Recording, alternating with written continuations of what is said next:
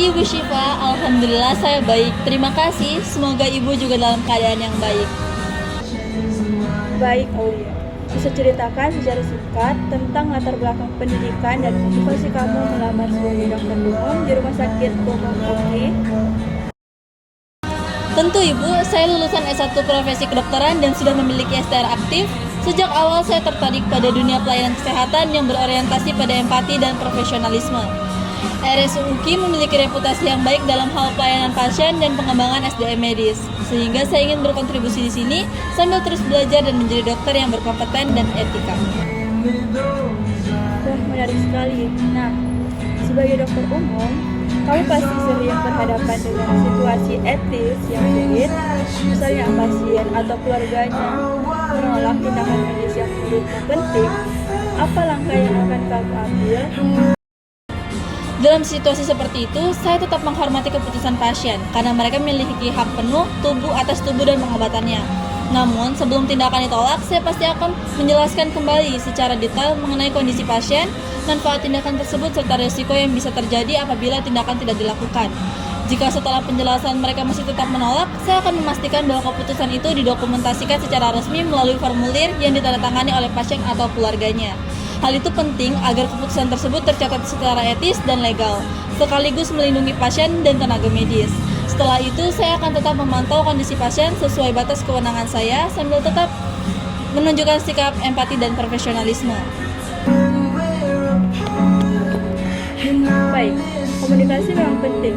Sekarang coba bayangkan, kamu sedang jaga di IGD dan menerima dua pasien bersamaan, satu dengan luka ringan dan satu lagi dengan tanda-tanda henti napas.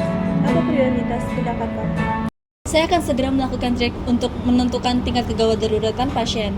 Pasien dengan henti napas tentu menjadi prioritas saya saat itu. Saya akan melakukan penilaian jalan napas, pernapasan, dan sirkulasi atau ABC. Kemudian memberikan bantuan hidup dasar sesuai prosedur. Untuk pasien dengan luka ringan, saya akan meminta bantuan perawat agar dilakukan penanganan awal sambil saya fokus pada pasien yang kritis. Jawaban yang bagus. Tapi, kalau kamu berada dalam situasi tekanan tinggi seperti itu, bagaimana kamu memastikan tetap tenang dan tidak panik? Saya percaya bahwa ketenangan lahir dari kesiapan. Selama pendidikan profesi dan pelatihan seperti ACLS dan ATCLS, saya terbiasa dilatih untuk berpikir sistematis di bawah tekanan. Saya fokus pada langkah-langkah medis dan komunikasi dengan tim. Setelah situasi stabil, baru saya akan refleksi untuk mengevaluasi tindakan agar bisa lebih baik ke depannya. Kamu menyebutkan soal kerja tim. Kalau suatu saat kamu berbeda pendapat dengan dokter senior yang memberikan instruksi yang menurutmu kurang tepat, apa yang akan kamu lakukan? Saya akan tetap menghormati beliau sebagai senior dan mendengarkan alasannya terlebih dahulu.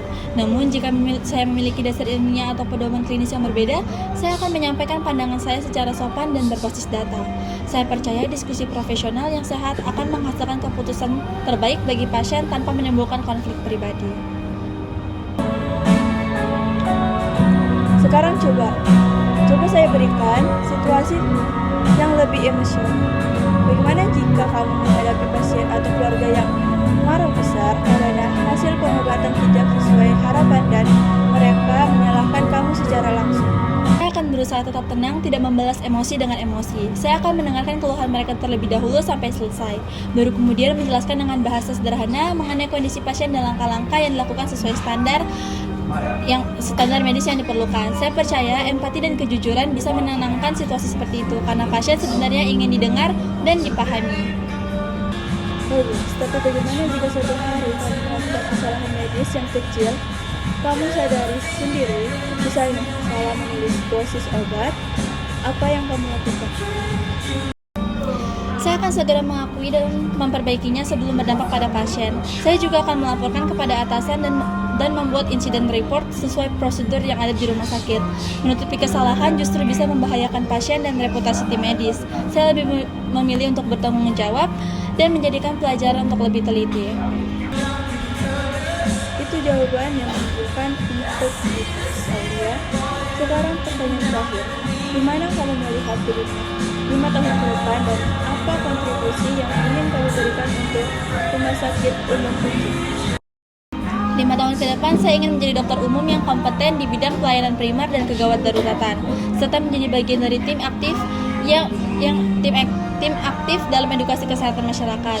Di RSU UKI, saya ingin mengembangkan pelayanan medis yang ramah, cepat tanggap, dan beretika, karena bagi saya kesembuhan pasien tidak hanya dari obat, tetapi juga dari tim medis yang bekerja sama. Jawabanmu sangat matang dan merupakan komitmenmu yang kuat pada profesi. Kami akan pertimbangkan hasil wawancara ini dan menghubungi untuk tahap berikutnya. Terima kasih banyak Ibu Syifa atas waktu yang telah diberikan kepada saya. Besar harapan saya bisa diterima dan bergabung di RSU UKI. Selamat pagi Syifa, terima kasih sudah datang tepat waktu. Bisa perkenalkan diri kamu secara singkat? Selamat pagi Ibu Aulia, nama saya Nushba Lusna. Saya lahir di Tarakan pada 24 Agustus 2007. Saya lulusan SMA dan ingin bergabung di program Bina BNI. Saya memiliki semangat kerja tinggi, bisa bekerja dalam tim maupun individu, dan berkomitmen memberikan pelayanan terbaik. Baik, kamu bilang kamu bisa bekerja dalam tim dan juga individu. Biasanya orang itu lebih cenderung kuat di salah satu. Menurut kamu lebih nyaman kerja sendiri atau kerja dalam tim, dan kenapa? Saya lebih nyaman dalam tim karena bisa bertukar ide dan belajar dari rekan kerja. Tapi kalau harus kerja sendiri, saya juga bisa fokus menyelesaikan tugas.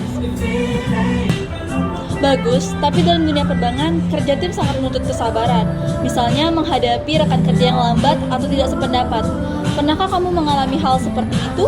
Dan bagaimana cara kamu mengatasinya tanpa menimbulkan konflik? Pernah Bu, saat sekolah, waktu kerja kelompok, ada teman saya yang kurang aktif. Saya coba ajak bicara baik-baik. Saya bantu bagi tugas sesuai kemampuan dia. Akhirnya semua bisa selesai tepat waktu tanpa saling menyalahkan. Berarti kamu punya kemampuan komunikasi yang cukup baik ya. Sekarang saya ingin tahu, apa yang menarik kamu untuk ikut program Bina BNI? Saya tertarik karena program ini memberikan kesempatan bagi lulusan SMA untuk belajar langsung di dunia perbankan. Saya ingin menambah pengalaman dan melatih kedisiplinan serta tanggung jawab. Baik, tapi kamu tahu kan, dunia perbankan sangat menuntut ketelitian dan pelayanan prima. Menurut kamu, apa tantangan terbesar bekerja di bidang pelayanan seperti bank, dan bagaimana kamu akan mengatasinya? Tantangan terbesarnya adalah menghadapi berbagai macam karakter nasabah. Saya akan menghadapinya dengan tetap ramah, sabar, dan profesional. Walaupun mungkin nasabah sedang marah atau terburu-buru. Menarik, kamu menyebutkan kata profesional. Menurut kamu, apa arti profesional di mata kamu sebagai calon pegawai bank?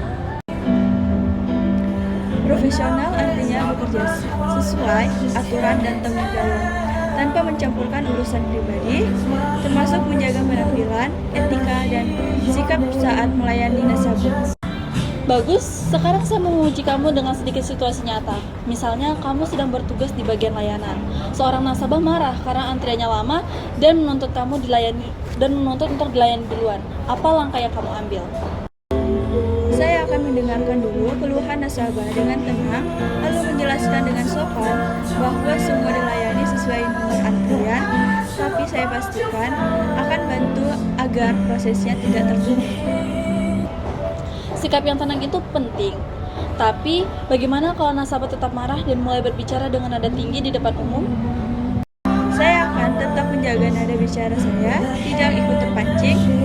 Jika situasi makin panas, saya akan meminta bantuan atasan atau petugas keamanan untuk menenangkan tanpa mempermalukan nasabah. Baik, itu cara berpikir yang dewasa. Sekarang di surat lamaran kamu menulis bahwa kamu punya kesehatan jasmani dan rohani yang baik. Kenapa menurut kamu hal itu sangat diperlukan? Karena pekerjaan di bank memerlukan fokus, ketahanan fisik, dan mental yang stabil, Bu. Kalau kondisi jasmani dan rohani sehat, saya bisa memberikan pelayanan terbaik tanpa mudah stres.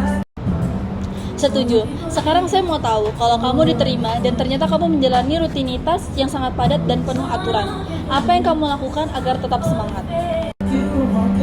Saya akan mengingat tujuan saya, bahwa ini kesempatan untuk belajar dan mengkarir. Saya juga akan menjaga keseimbangan, istirahat yang cukup, dan mengatur waktu agar tidak jenuh. Bagus. Terakhir, menurut kamu apa nilai utama yang harus dijaga sebagai seorang pegawai bank? Kejujuran, Bu, karena di dunia perbankan, kepercayaan itu segalanya. Sekali seseorang tidak jujur, bukan hanya dia yang rugi, tapi nama baik kita juga ikut tercoreng. Jawaban yang bagus, Syifa. Saya suka cara kamu berpikir. Terima kasih sudah menjawab dengan jujur dan tenang. Kami akan menghubungi kamu untuk tahap selanjutnya melalui nomor yang kamu cantumkan di lamaran ini ya. Terima kasih banyak, Bu Aulia. Saya sangat menghargai kesempatan wawancara ini. Sama-sama Syifa, semoga hasil terbaik untuk kamu.